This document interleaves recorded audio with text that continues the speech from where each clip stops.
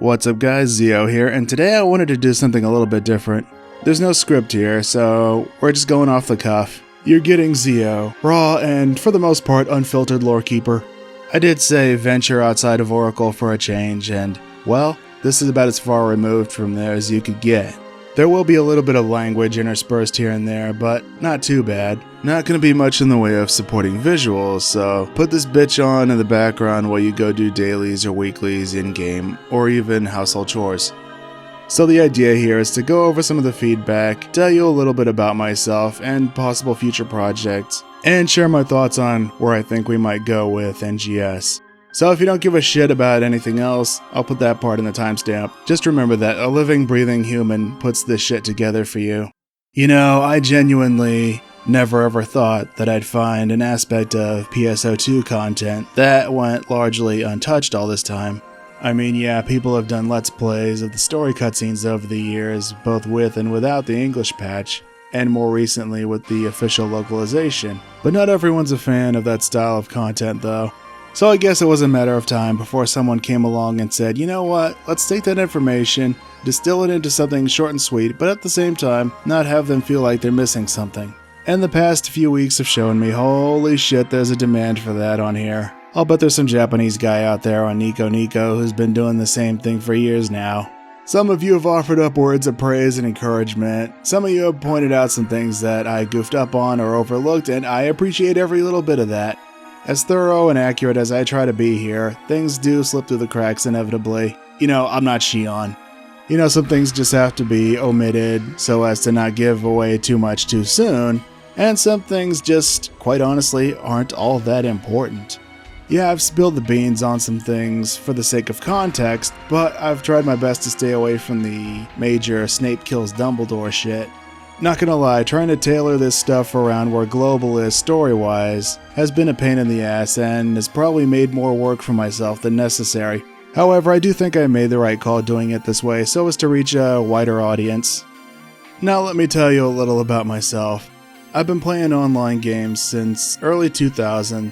My first online game was this shitty Zelda clone called Grawl Online. Some of you might remember it. The gameplay was just a straight copy of A Link to the Past. My first exposure to Phantasy Star, though, was from this Sega Genesis flyer that a friend gave me.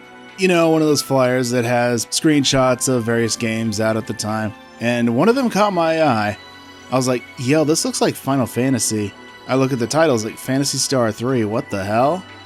A year later, I get my Sega Genesis, and I would be at the video store one day. Yeah, remember those? And one of the games they had for rent was Phantasy Star 3, and I was like, hey, that name sounds familiar.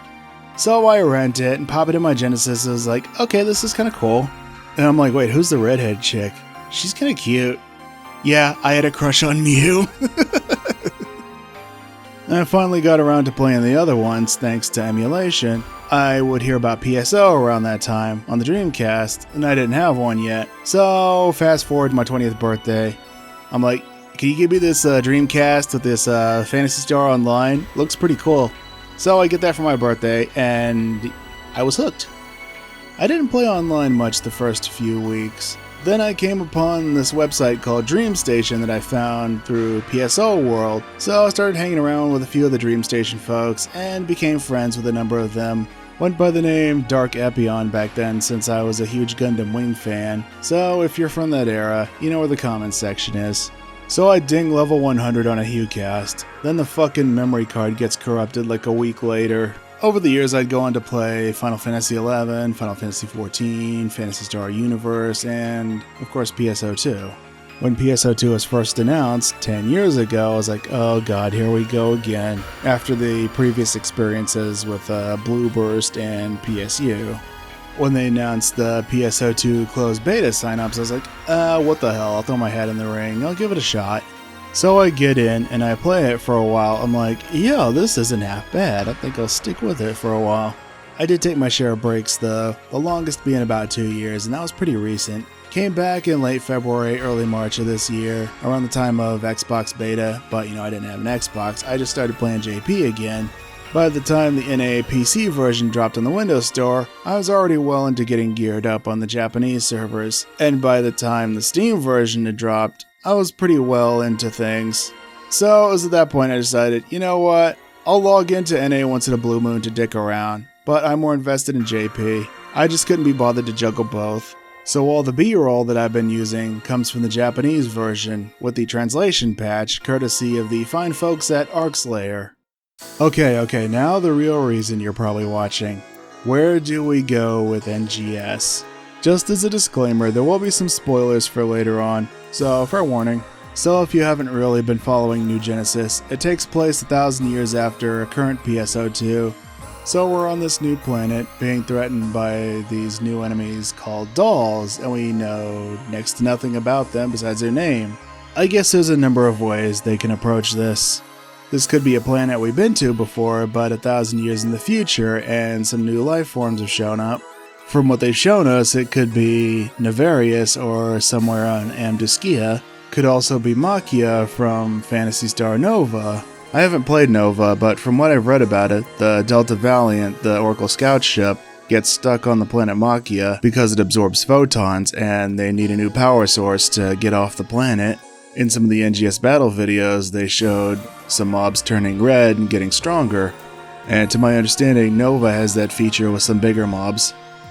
Could also be another busted Xion clone that the photoners yeeted into subspace.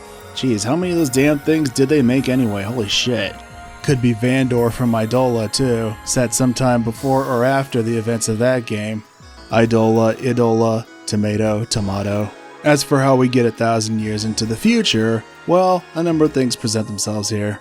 ARKS' business is concluded after the events of Episode 6, so we go sleepy a la Episode 3, or due to some subspace mishap we are yeeted 1,000 years into the future, or are the dolls too much for these future people to handle, and after hearing of our exploits, they go back in time to recruit our assistants to deal with the dolls and whoever has sent them in the first place. These all sound very plausible considering how much the writers just love to fuck around with the space-time continuum. No matter how you slice it though, there has to be some kind of inciting incident. There has to be a real good reason for us going to that world 1,000 years into the future. As for myself, I'm in the camp of future person needs our help. That would give some justification to us being able to go back and forth between current PSO2 and NGS. We may not even be restricted to just that planet. We could go to Algol, Gural, hell, even Ragol. As for what business we'd even have in those places, I guess the dolls could have a wider sphere of influence than we're led to believe. Honestly, I wouldn't take anything off the table at this point. As for the future of this channel, we still got Mother Core, Omega, eventually Xion and Xiao, so that's pretty much the rest of the year. I'd also like to go back and put out revised versions of some of the earlier videos, like the Dark Falls one and the Matoi one, but that'll be a while. Some other things I'd like to do in the future are like who did it better, comparing the Japanese and English voices for different characters and major scenes. There's a Dragon Ball creator who does something similar, comparing different versions of the same scene, like with the manga and the original Japanese dub, the English dubs, and the Kai versions. It's pretty cool.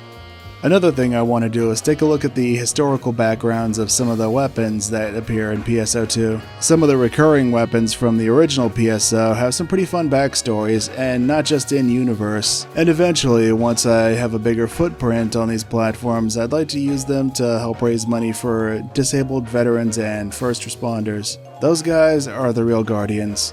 But PSO2 might not be the play for that though. Wherever this thing takes me via the YouTube videos and or the streams, I'd like for the Zeomantic name to have some good associated with it when it's all said and done.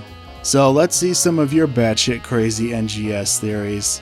And let's look back in a few months and see how right or wrong we ended up being. So thank you guys so much for the support so far. And remember, to thine own self be true. Until next time, farewell.